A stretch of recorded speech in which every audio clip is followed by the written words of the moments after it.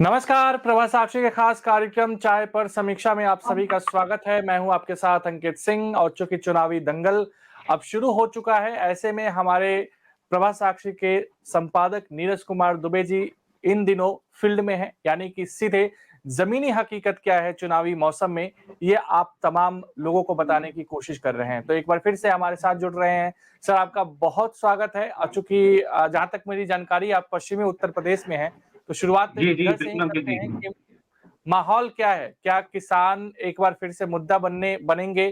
क्या जाट वोटर में कोई बिखराव आपको दिखाई दे रहा है? चूंकि आप पश्चिमी उत्तर प्रदेश में, इसलिए यहीं से शुरुआत करते हैं।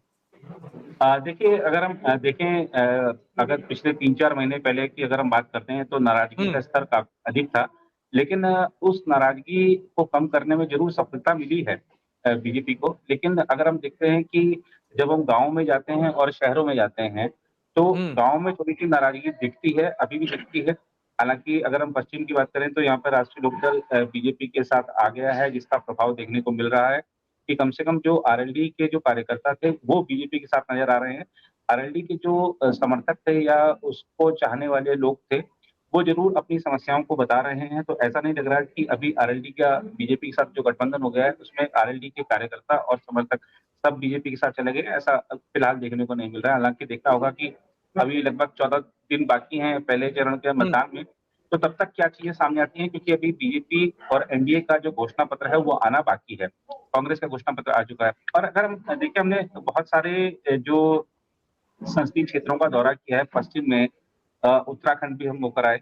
एक चीज़ देखने को मिली है कि बहुजन समाज पार्टी की जो प्रमुख है मायावती, वो भले ही कहीं लाइमलाइट में ना हो, वो भले हुँ, ही उनकी अभी तक कोई रैली नहीं हुई हो, भले ही उनके जो प्रत्याशी हैं उनका कोई बड़ा सम्मेलन या बड़ा कोई कार्यक्रम नहीं हुआ हो, लेकिन वो ज़मीन पर काम कर रहे हैं और उन्होंने जो प्रत्याशी उतारे हैं, वो ऐसा लगता है कि वो दमख़म रखते हैं और बहुत सोच समझ कर ये फैसला लिया था मायावती ने कि हम अकेले चुनाव लड़ेंगे और अकेले चुनाव लड़ने का जो उनका निर्णय था क्योंकि उन्होंने आकाश को ज़िम्मेदारी सौंपी है, तो आकाश के नेतृत्व में ये पहला चुनाव है। तो आकाश को भी जो परिणाम आएँगे, उससे उनकी जो कार्य क्षमता है, उनकी जो राजनीतिक क्षमता है, उसका भी आकलन हुँ, किया जाएगा और आप जानते हैं कि मीडिया बड़ी निर्ममता से किसी का भी आकलन करता है। तो वो जब आकलन हो तो आकाश के हिस्से में कुछ सफलताएँ दिखें, उस सफलता के लिए रूपरेखा बीएसपी ने बनाई है और इसीलिए हमने जब भी हम किसी क्षेत्र में गए हैं, तो वहाँ पर सिर्फ़ बीजेपी और समाजवादी पार्टी में मुकाबला हो ऐसी स्थिति नहीं है। तीसरे प्रत्याशी बीएसपी को भी जनता कम नहीं आँक रही है, क्योंकि कम इसलिए भी नहीं आँकना चाहिए क्योंकि बीएसपी का जो कोर वोटर बैंक है, वो अभी भी बीएसपी के साथ खड़ा है।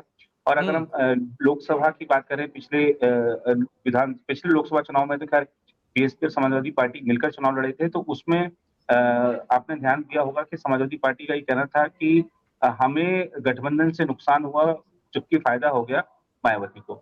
तो जो समाजवादी पार्टी के कैंडिडेट्स को वोट मिले थे, उसमें आधा वोट कम से कम मायावती का था। तो मायावती के पास हर संसदीय सीट पर डेढ़ पौने 2 लाख, 2 लाख, 2.5 लाख, 3 लाख ऐसे वोट हैं उनके। और अगर हम बात करते हैं गौतम बुद्ध नगर जिला की, तो वो तो उनका गृह जनपद रहा है। वहाँ पर न सिर्फ उनके वोट हैं, बल्कि उनके चाहने वाले भी बड़ी अच्छी खासी संख्या में दिखे हमको। हुँ, बल्कि गौतम बुद्ध नगर में तो हमको जो मुकाबला है, वो बीजेपी और समाजवादी पार्टी कांग्रेस के गठबंधन के बीच नहीं, बल्कि बीजेपी और बीएसपी के बीच नज़र आया।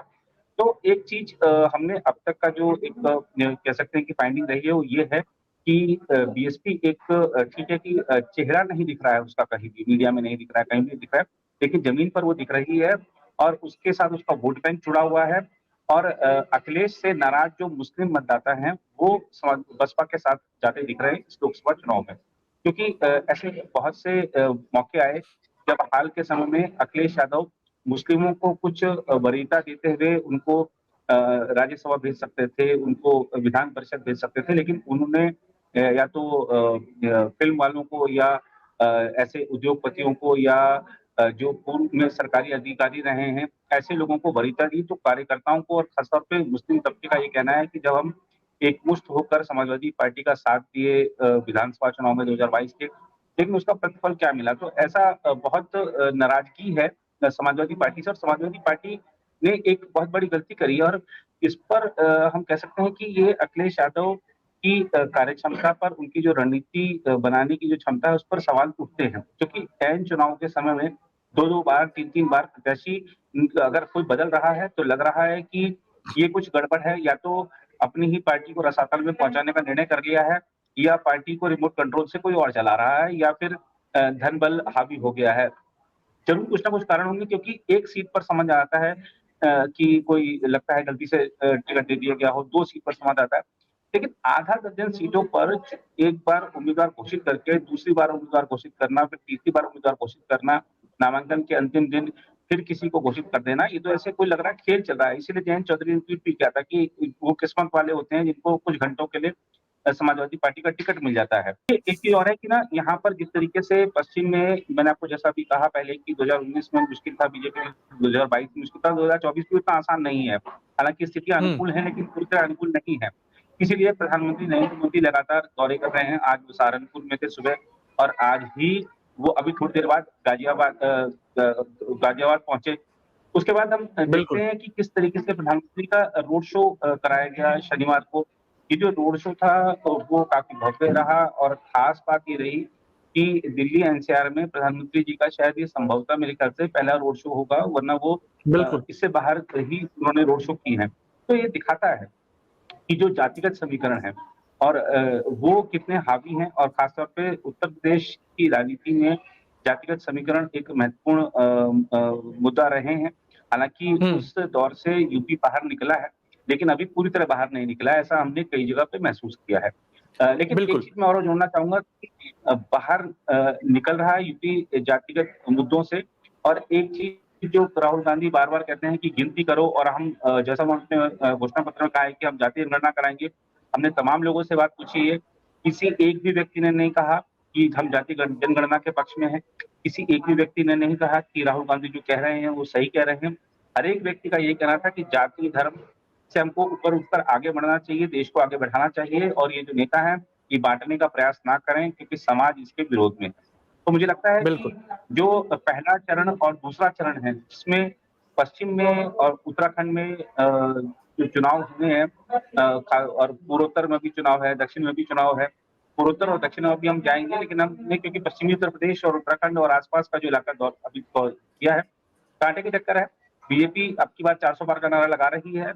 अ, ये नारा हकीकत में बदल भी सकता है, क्योंकि जो 2 चीज़ और हमने अभी तक महसूस की, वो ये है कि हमने जहाँ भी गए, हमने बीजेपी के प्रत्याशियों के आस-पास जो बीजेपी की जो मशीनरी है, चुनावी मशीनरी, उसका इतना स्ट्रॉन्ग पाया हुँ, कि उसके सामने विपक्ष का कोई व्यक्ति दिखता नहीं है।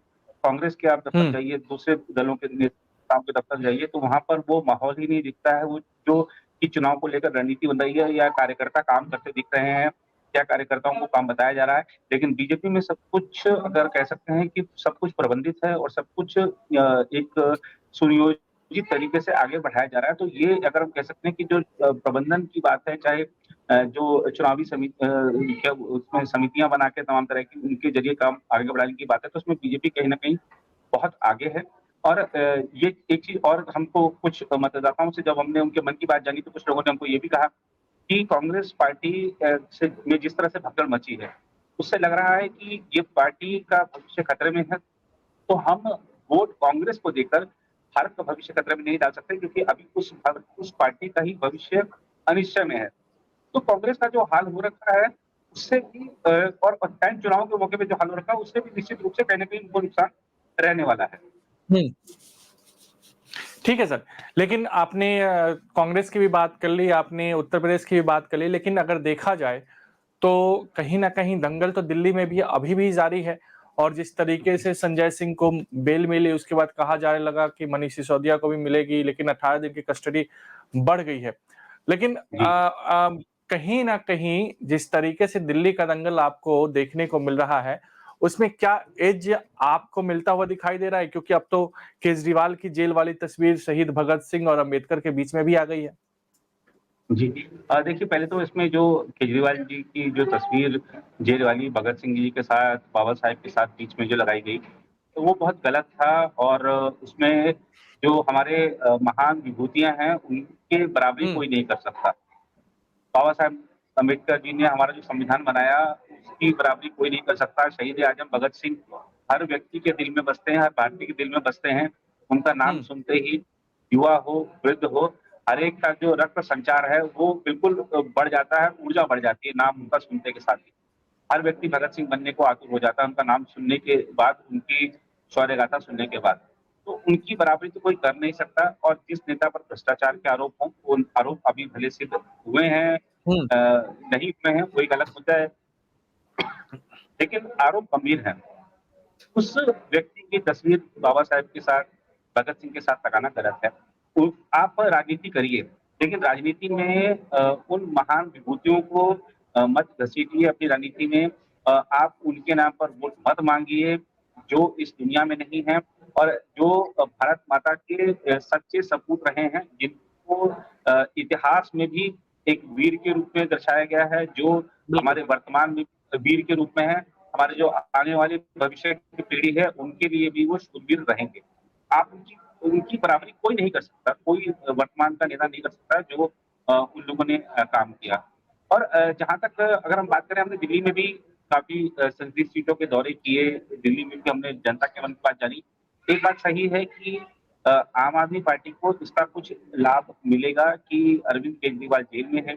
भावनात्मक रूप से उनके पास भी टीम है, उनके पास भी पार्टी संगठन का ढांचा है और इस बात का हमको लाभ आम आदमी पार्टी को मिलेगा। लेकिन हमको एक चीज़ और देखना चाहिए कि दिल्ली का जो मतदाता है वो समझदार है। उसको पता है कि अरविंद केजरीवाल प्रधानमंत्री नहीं बनने जा रहे हैं। ना तो उनकी पार्टी ने उनको पीएम कैंडिडेट घोषित किया है, ना ही वो जिस इंडिया ब्लॉक में है, उसने उनको हुँ, कोई पीएम कैंडिडेट घोषित किया है। तो जो दिल्ली का जो मतदाता है, वो जानता है कि ये प्रधानमंत्री का चुनाव होने जा रहा है। अरविंद केजरीवाल इसमें किसी भूमिका में नहीं है। तो वो अपना जो वोट है, वो उस व्यक्ति को देगा, उस गठबंधन को देगा जहाँ पर कि प्रधानमंत्री पद का प्रत्याशी सामने है। अगर मान लीजिए एक तरफ बीजेपी के मोदी जी हैं, दूसरी तरफ राहुल गांधी हैं, तो बिल्कुल। हो सकता है वो उनमें से चुनाव कर ले। तो आम आदमी पार्टी को लोकसभा चुनाव में दिल्ली में कह रहे हैं लोग कुछ सबका अपना-अपना आकलन है, कोई कहता है कि 2 सीटें ले आएँगे, कोई कहता है 1 ले आएँगे, कोई 7 का दावा करता है, दावे प्रति-दावे चलते रहते हैं। लेकिन अगर हम बात करें दिल्ली के आप इतिहास उठाकर देखेंगे, अगर हम पिछले 2 चुनाव की क्यों बात करें, अगर आप पिछले 4-5 चुनावों की भी बात कर लेंगे, तो उसमें यही देखेंगे कि जो दिल्ली की जनता है, उसने या तो कांग्रेस का साथ दिया है, सातों की सातों सीटें कांग्रेस को दे दी हैं या फिर बीजेपी का साथ पिछले 2 बार से दिया जा रहा है लगातार सातों बिल्कुल, सीटें देकर। और एक चीज़ हमको यहाँ ये भी समझनी होगी कि दिल्ली में बीजेपी का अपना 36 से 37% जो वोट बैंक है, वो फिक्स है। और जिस तरह आम आदमी पार्टी का जो मतदाता है, वो घर से निकल कर वोट डालता है, ऐसे ही बीजेपी का जो मतदाता है, वो घर से निकल कर वोट डालता है। अभी हमको यहाँ पर ये भी देखना होगा कि दिल्ली की जनता ये भी बात समझती है, कांग्रेस से गठबंधन भले हो गया हो, लेकिन कांग्रेस में भी तमाम ऐसे नेता हैं जो इस बात से खुश हैं कि अरविंद केजरीवाल जेल में है। तो ये जो हमने जब लोगों से बात की थी दिल्ली में भी, तो लोगों ने सवाल उठाया था कि कांग्रेस ने भी दिल्ली शराब घोटाले को लेकर सवाल उठाए थे। आज वो उनके साथ हैं, आज उनके साथ बचाव में खड़े हैं और रामलीला मैदान के मंच से जो संदेश दिया गया, आप देखिए कि वहाँ पर जितनी तस्वीरें थी, वहाँ जितने भी लोग वहाँ पर थे, जिनकी तस्वीरें सामने आई, सब पर कोई न कोई भ्रष्टाचार के आरोप थे। तो एक ये संदेश गया कि सब लोग साथ में इसलिए इकट्ठा हो गए हैं कि कार्रवाई से बच सकें, लेकिन कार्रवाई तो सब पर चल ही रही है, उसमें कहीं कोई सब एकजुट हो जाएँ, के चलते उनको राहत मिल जाएगी, ऐसा फिलहाल संकेत नहीं दिख रहा और प्रधानमंत्री जी ने साफ कहा है कि तीसरा जो मेरा कार्यकाल होगा, वो भ्रष्टाचार के खिलाफ लड़ाई को और तेज करने वाला होगा। तो अगर हम बिल्कुल। दिल्ली की राजनीति की बात करें, तो ये सही है कि संजय सिंह बाहर आ गए हैं, इससे आम आदमी पार्टी को ऊर्जा मिली है, जोश मिला है और जिस तरीके से आते के साथ ही उन्होंने एकदम ऊर्जा के साथ पार्टी को आगे बढ़ाना शुरू किया है और तमाम वो साक्षात्कार दे रहे हैं। पार्टी के भविष्य के बारे में बात कर रहे हैं बीजेपी से लड़ाई की बात कर रहे हैं। तो आम आदमी पार्टी जो बुझी-बुझी सी नज़र आ रही थी, उसमें लग रहा था कि अब आतिशी और सौरभ भारद्वाज भी अंदर गए तो ये पार्टी बिखर सकती है, विधायक इधर-उधर भाग सकते हैं। तो संजय सिंह का आना संजीवनी की तरह है आम आदमी पार्टी के लिए बाहर और इससे आम आदमी पार्टी को ऊर्जा मिली है। आम आदमी पार्टी को एकजुट रखने में संजय सिंह सहायक होंगे। लेकिन एक चीज़ जो है कि जो कल तक इस्तीफा माँगा करते थे, आज जब वो खुद जेल में हैं, जेल से सरकार चला रहे हैं, तो ये कोई बहुत अच्छा उदाहरण स्थापित नहीं हो रहा है। हालाँकि कानूनन बिल्कुल, उनको इजाज़त है कि वो जेल से सरकार चला सकते हैं, लेकिन इससे नैतिकता के आधार पर देखें तो एक अच्छी परंपरा स्थापित नहीं हो रही है। लेकिन संविधान में उनको अधिकार मिला हुआ है, तो उनका अधिकार है कि वो चलाएँ और उनके पास बहुमत है। उनके जो विधायक हैं, वो बार-बार यही कह रहे हैं कि आप जेल से सरकार चलाइए, हमको कोई दिक्कत नहीं, हम आपके साथ हैं। तो संवैधानिक जो अधिकार मिले हुए हैं उनको और उनके पास जो बहुमत की ताकत है, उसका वो लाभ लेकर सरकार चला रहे हैं। लेकिन कुल मिलाकर अच्छा संदेश नहीं जा रहा है और एक जो कट्टर ईमानदार का जो उनका जो शब्द दिया था उन्होंने, उस पर कहीं न कहीं सवाल ज़रूर खड़े हो गए। जो आरोप उन बिल्कुल। पर लगे हैं, वो आरोप सही हैं या गलत हैं, वो कोर्ट तय करेगा, उसमें हम कुछ नहीं कह सकते। लेकिन उनकी जो छवि एक ईमानदार नेता की बनाई गई थी, उस छवि पर ज़रूर आघात हुआ है और इससे जनता के मन में भी अविश्वास थोड़ा-सा पैदा हुआ है और आप देखिएगा कि जिस तरह से आंदोलन से उभरी आम आदमी पार्टी ने एकाएक 10 साल के सफर में राष्ट्रीय पार्टी का दर्जा हासिल कर लिया था। ऐसा अब आगे किसी और के लिए कर पाना बहुत मुश्किल होगा क्योंकि पब्लिक अब कहते हैं ना कि दूध का जला छाछ भी फूँक-फूँक कर पीता है। तो इसलिए आगे किसी और नेता के लिए, किसी और आंदोलन से खड़े होने वाली पार्टी के लिए इतनी बड़ी सफलता इतनी जल्दी हासिल कर पाना बहुत मुश्किल होगा। बिल्कुल। तो सर आप हमारे साथ जुड़े, इतनी बातें की उसके लिए बहुत-बहुत धन्यवाद और चूँकि आप फ़ील्ड में हैं, तो फ़ील्ड से लगातार रिपोर्ट दे ही रहे हैं। तो ऐसे में हमारे दर्शकों से भी उम्मीद है कि आप हमें ऐसे ही अपना प्यार देते रहिएगा। फिलहाल आज के लिए चाय पर समीक्षा कार्यक्रम में इतना ही। अगले सप्ताह आपसे फिर मुलाकात होगी। तब तक मुझे यानी अंकित सिंह और प्रभा साक्षी के संपादक नीरज कुमार दुबे को दीजिए इजाज़त। नमस्कार। नमस्कार।